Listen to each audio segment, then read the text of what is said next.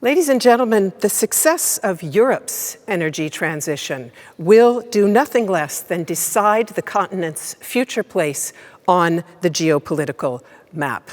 As President of the European Union Commission, our next speaker has pledged to make Europe the first climate-neutral continent in the world and committed to significantly higher emission reduction goals for 2030. It goes without saying that the energy sector must play an absolutely central role in meeting these, and renewables in particular are identified as a priority for the post-pandemic Economic Recovery Fund, Next Generation EU. Let us hear more now from EU Commission President Ursula von der Leyen. A warm welcome. Thank you very much, Melinda Crane. Herr Bundesaußenminister, lieber Heiko, Herr Bundeswirtschaftsminister, lieber Peter, and ladies and gentlemen.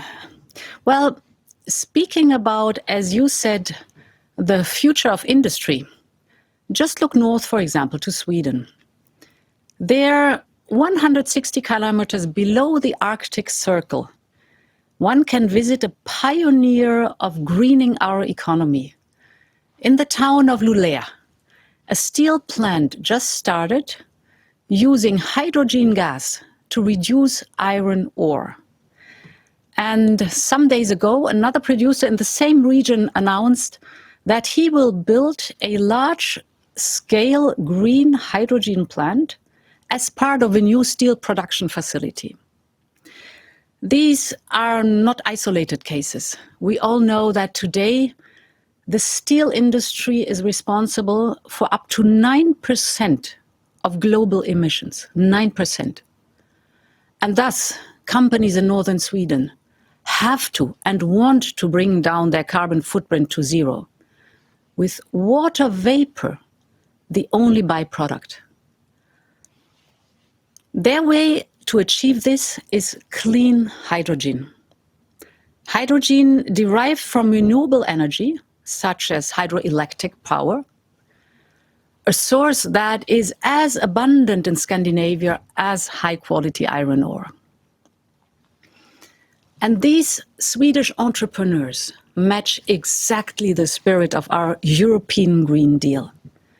We want to reconcile the way we produce and do business with the health of our planet. It's time to do this. Because what is good for the planet is good for business and good for us all.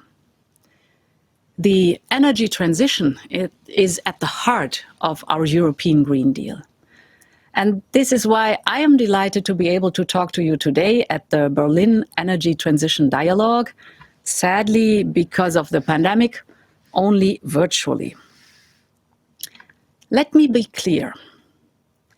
The European Green Deal is as important today as it has been before COVID-19. If anything, it has become even more important. There is increasing evidence that the loss of biodiversity is one of the root causes for this global pandemic. And while much of the world's activity froze during lockdowns and shutdowns, our planet continued to get hotter. And we see it all around us, from the collapse of the glacier in northern India, which just recently killed dozens of people, to the many, many crops destroyed in many European countries by the severe droughts of the last years. Climate change is the massive crisis beyond COVID-19. And therefore, after the pandemic, there can be no backsliding, no return to economic activity based on fossil fuels at the expense of climate and nature. A bit more than a year ago, Europe has said indeed that it wants to become the first climate-neutral continent by 2050. And last December, EU leaders agreed to a greenhouse gas emission reduction target of at least minus 55% by 2030. The first ever European climate law will hopefully soon come into force. And all of this is part of our commitment to deliver on the Paris Agreement. And this is something that the business community has asked us to do for many years. Clear, transparent, and firm targets, so that companies have the certainty that they need to plan ahead for the future, to turn their investments into green investments.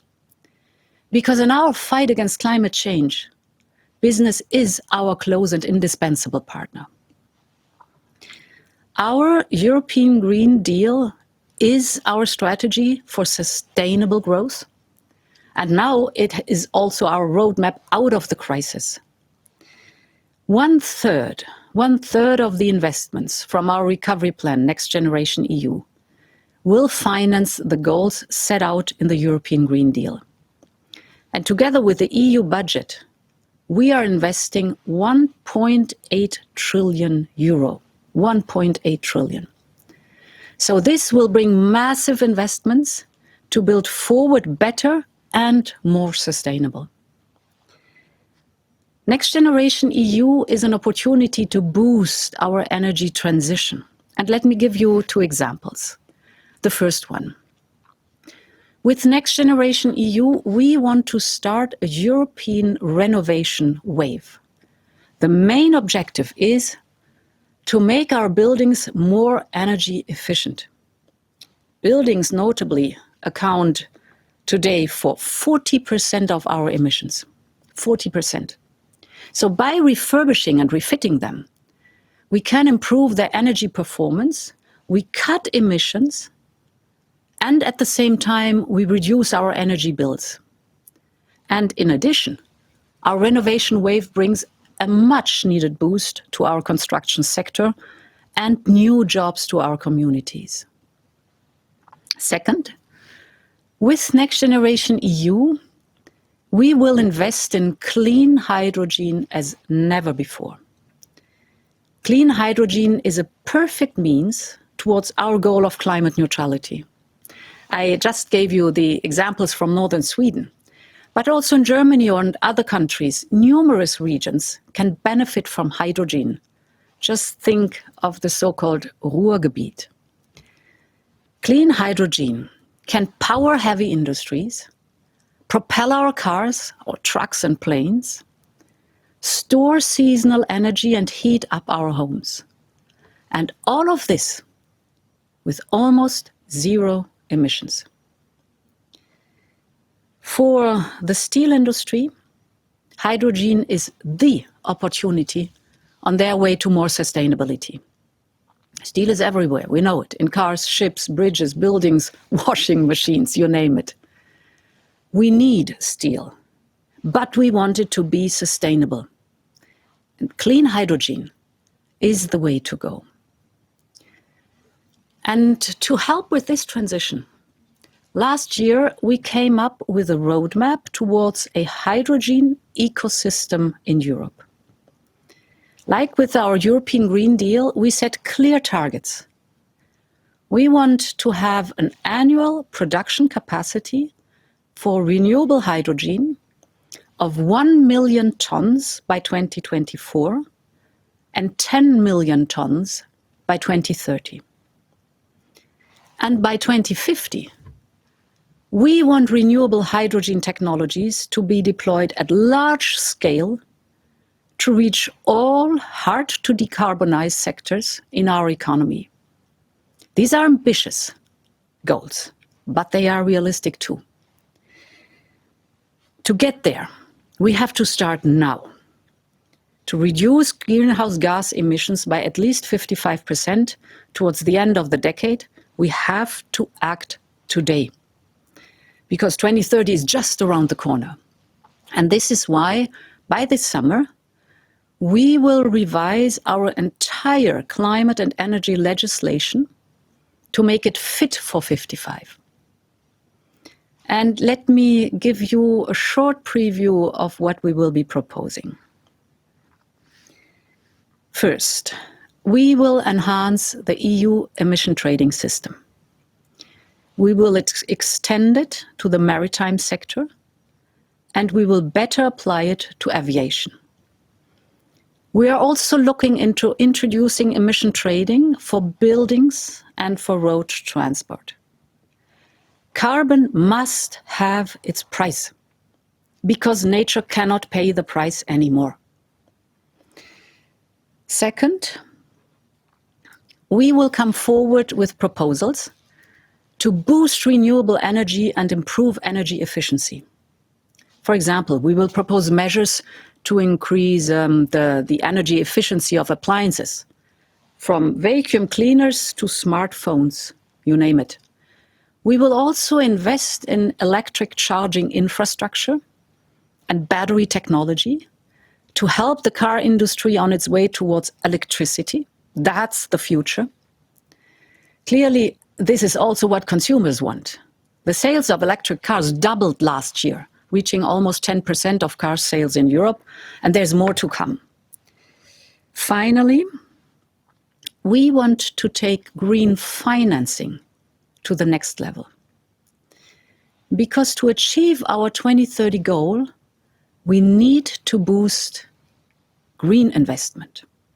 We know that we will have to invest around 350 billion euros more per year in the energy system in the coming decade to make it sustainable. Our European Union Green Bond Standard, for example, and the EU taxonomy will lead the way. It will bring much needed clarity on what accounts for sustainable, eco-friendly activities. Because we know how important this is for investors who are looking for truly sustainable projects. They don't want greenwashing. They want truly sustainable projects. Again, our targets are ambitious, but we can reach them. And we need others to match our ambition. And they do. From South Korea to Japan, from South Africa to China. Of course, we want to make sure that they live up to their commitments. So not only on paper, but on the ground. And we stand ready to help our partners on their way forward. And I must say, we're really excited that President Biden rejoined the Paris Agreement on his very first day in office. I also commend Joe Biden for his plan to convene a leaders' summit for Earth Day, because now is the time for action. Europe is world leader when it comes to innovation of clean technologies. We stand ready for global leadership on climate change with our partners. A shared commitment to a net zero emissions pathway by 2050 would make climate neutrality a new global benchmark. And that would be a powerful message in the run-up to the COP26, the next UN climate change conference. And finally, we also need a Paris-style agreement for biodiversity.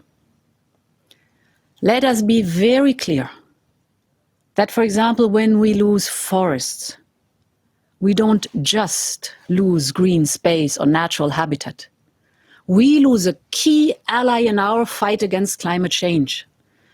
And this is why the European Union will soon present a legal framework for the restoration of healthy ecosystems. It is why we will protect at least 30% of land and sea in the European Union. And we are ready to broker the same ambition at global level at the next UN Biodiversity Summit in Kunming, because this will have to be like COP21 was for climate. The path to carbon neutrality offers great opportunities for innovation, growth, and sustainable jobs. European companies know this. They bet on the opportunities offered by clean technologies at an early stage. And their pioneering spirit is now paying off. But let us make no mistake, if we want our companies to continue on their way to zero emissions, we must insist on fairness and a level playing field for them. Let me, for last time, return to the example of steel, one of the most traded commodities internationally. We want European companies to heavily invest in expensive technologies to make steel green. Green steel costs around €100 more per ton than traditionally carbon-heavy produced steel. So clearly, we have to prevent cheap products from abroad from undermining our efforts. And this is why this year we will present a carbon border adjustment mechanism. With this mechanism, we will impose a CO2 charge on certain products entering the European Union. We work so hard to reduce our emissions. Thus, we can't accept to import at the same time emissions from abroad. And the carbon border adjustment mechanism should motivate foreign producers, but also EU importers, to also reduce their carbon emissions. This would be our preferred solution. Ladies and gentlemen, from hydrogen valleys to climate-friendly buildings, from green steel to zero-emission cars, our European Green Deal will affect almost all aspects of our daily lives. It will make our lives better. Because, as we've seen, our European Green Deal involves much more than cutting emissions. It is about making systemic modernization across our economy, society, and industry. It is about building a better world to live in. So let's work on this together. You can count on me, and I know that I can count on you. And thank you very much for the attention.